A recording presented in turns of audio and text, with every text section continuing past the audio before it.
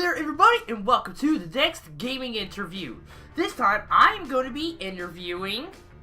How's it going, everybody? I'm EagleEyeGaming. I'm here with Patrick today. Patrick was kind enough to bring me on for an interview. So, without further ado, Patrick, I will let you take over. When did you get into gaming? I actually got into gaming back when I was like 7 or 8 years old, which was really cool. It was an opportunity to get to hang out with my dad, which I didn't do much of because I wasn't a car guy. But he used to play Baldur's Gate, Grand Theft Auto, some of the Final Fantasy series. Actually, I think he made the Final Fantasy series, which is what sparked everything. It was literally the start of everything with my father. So, coming up to where I am now, gaming just is a natural part of my life. It's what my dad did, and it's what I'd like to do, and it's a way we connect. So, behind everything, yeah, that's basically what got me into it. What kind of games do you like? Well, Patrick, actually, I like a little bit of everything, but right now I'm kind of on the Final Fantasy kick again. I'm going back through the Borderlands, which is huge. I do like the turntable style games where you've got the combat turntables, MMOs, RPGs. Those are more of my favorite styles of game. However, I do really appreciate a good shooter game, something along the lines of Borderlands 2, Borderlands 3 sequel, things like that. As long as the game moves, I'm pretty interested in it. What fan base in the gaming community would you say is the worst and most toxic? So, Patrick, from my experience alone, and going off of just my experience, I would have to say that the most toxic community within the gaming realm is always going to be anything PvP related. Player versus player brings out the worst in people and the best in people at the same time. So, of course, when you get that one guy who doesn't like to lose, you're always going to set up the shelving unit or the steps to become toxic, and that's just the way I think it is. Once you take a skilled player versus another skilled player, there's bound to be some kind of animosity. But ultimately, I'd have to say the worst of the worst communities when it comes to toxic players coming out of it, or toxic community fan base coming out of it, is going to come from your PvP games, such as Dead by Daylight, Fortnite, what's the other one, Black Ops, anything really that you can get in their Destiny 2. So, yeah, it's unfortunate, but... What's your favorite console?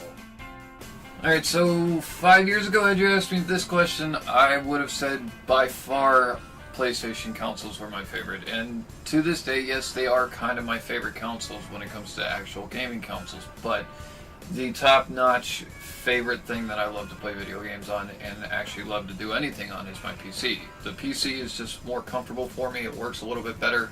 I like the controls, I like the layouts, and for some reason my hand-eye coordination goes better with PC than it does on any gaming console. So once you go PC, you just don't go back. What game are you most hyped for? So for this one, I'm actually really glad you asked that, because I just finished the Doom 2016 remake. Freaking amazing. That game blew my mind past any capability of what I thought it was going to do. And when it comes to the next one coming out next year, I could not be more excited about that game. Just the fact that they managed to take a game that was nostalgic in my father's childhood and make it something that I thoroughly enjoyed and made a staple mark out of with my current livelihood. It's impressive to watch that come up to where it is and then see what's going to happen. So Bethesda's really put the cards out on the table, and I'm pretty impressed with what they've got so far. So their next big Doom release, the trailer looks amazing, but I cannot wait to actually get in and start playing that game. What is one game you would make if you could? So Patrick, if I could make a game, seriously just make a game any way I wanted it, I would actually play a villain-esque game. I would make it to where you play as a villain thinking you're the hero the entire game through. Of course, the little CG spots would have to be put in where you have to question whether or not you're sane, whether or not that option is there, whether or not you did the right thing here. But ultimately, I would go with a game that is, I'm going to try to save the world, and inevitably everything I've done has caused nothing but disaster and terrorize the people of the world, so on and so forth. I would do it to where, in the end, you end up becoming a supervillain without even realizing it. That honestly is the style of game that I would like to see more of. I've seen one game that did it, and they did it well. It was the Borderlands series, and I think they did it really well with Handsome Jack, and I'd love to see more games like that, and if I had the opportunity to make that game, I would. What company would you choose to make your ideal game? Absolutely, beyond a shadow of a doubt, I would have to go with Bethesda Games. Just because Bethesda's Doom-style play has been amazing. Their CG was put perfectly in place where it needed to be. I think everything about their style of development is fantastic.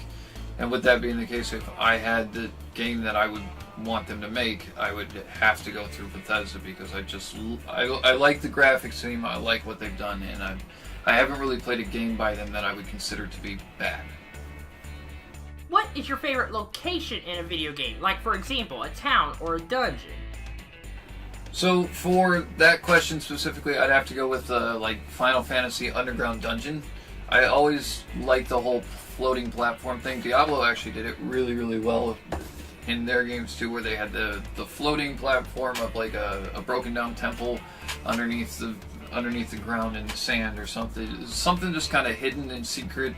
And I like that idea because it gives you a ton of nooks and crannies you can hide stuff in and a whole lot of exploration you can do. And being one of those people that likes exploration games, I think those scenes work really, really well for me.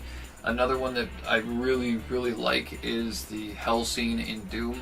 For some reason that is the area that I would choose to play in. And if I can't get those two, I'd have to go with the forest scene. I really like the whole calming forest, tranquil kind of thing, but for the most part, no, I'm a dungeon fan all the way. I like to see nooks and crannies and that whole sunken floating temple and the underneath the sand type style. That's more where I'm at.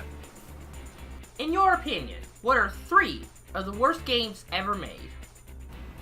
Okay, so going on this one, I've actually got a bit of a list of games that I think are miserable, but if I had to pick top 3, my number 1 pick is always going to be Sexy Hiking. Sexy Hiking was literally the worst game I've ever played in my life. It was terrible. It was a rage game, and its mechanics were horrible. It was shaky. It wasn't designed well, and when you actually played it, it just did nothing but what it was intended to do and make you rage. Now, on that note, yes, it was a good rage game, but it was by far the worst game I've ever played. The next one that I'd have to go with is one they actually released in 2018. It's called Super Seducer, and a friend brought this one up to me. I don't even know what you were... That's a game that you would have to seriously sit back and go, how did that become a thing? How was that released into the public willingly without a pedophile alert, a bunch of other alerts that should have been put on it? That thing should have been red flagged and banned instantly from the market. It is terrible. The mechanics on it are horrible. If you ever want to learn how to actually date, don't play that game. Don't ever play that game. That is like the worst 80s pickup game I've ever played in my life. It's terrible. It's just a sad game all the way around. And honestly, between the last 2 that make my mind really stand out on games, I would have to go with either Town of Salem or the Fear Effects. And Fear Effects was probably worse, in my opinion, but the gameplay actually moved forward, so I guess that's something. But Town of Salem wins on which one I think was a really, really bad game, because it's just... There's a difference between the board game of mystery and so on and so forth when you go and actually work with another player to find out the information, versus putting a bunch of people in who can just vote to kill you whenever they want because they're bored. So the game, I think, had potential, but overall that game flopped miserably because, again, you get those toxic players who come in there and only want to make a mess of things instead of actually enjoy the game for the mechanics that it was built for. So that's my top 3: Sexy Hiking, Town of Salem, and Super Seducer. I would never suggest any of those to anybody because they're just not games that I feel were up to par for where they should have come out. I think, by all means, all of those should have been stopped at the door. Who is your favorite video game music composer? Well, Patrick, as you know, I am an absolutely huge Bethesda fan. Like, beyond any belief, I've become a massive Bethesda fan, and I wish to play every game they have. So if I have to pick a music composer for a game, it's going to be Mike Gordon, because he came up with the Doom soundtrack, and by far that was the most invigorating, push-full soundtrack I've ever heard. It kept me feeling alive, like I wanted to keep playing and I wanted to keep going, and that music soundtrack worked perfectly with every fight scene, every bit of the game. It just pushed it forward. So Mike Gordon hit that one on the note. And going back to an earlier question where you asked what game would I make if I could, if I actually could make that game, I would use Mike Gordon as well for the music production of that, because of the fact that he's just fantastic. He hit everything right on point where it needed to be.